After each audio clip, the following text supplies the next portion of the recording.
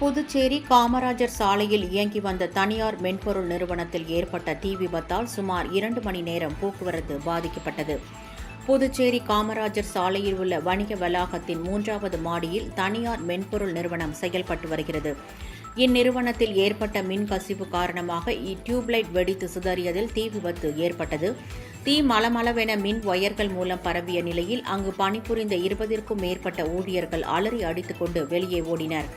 தகவல் கிடைத்ததும் விரைந்து வந்த தீயணைப்புத் துறையினர் தீயை கட்டுக்குள் கொண்டு வந்தனர். இந்த தீ விபத்தில் ஏசி மற்றும் கம்ப்யூட்டர் உட்பட லட்சக்கணக்கான ரூபாய் மதிப்பிலான பொருட்கள் எரிந்து சேதமடைந்தன.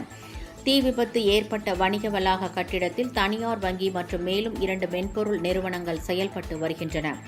தீயணைப்புத் துறையினர் விரைந்து செயல்பட்டு தீயை கட்டுக்குள் கொண்டு வந்ததால் பொருட்சேதம் மற்றும் அசம்பாவிதங்கள் தவிர்க்கப்பட்டன. தீ விபத்து காரணமாக முக்கிய சாலையான காமராஜர் சாலையில் சுமார் 2 மணி நேரத்திற்கு மேலாக போக்குவரத்து பாதிக்கப்பட்டது.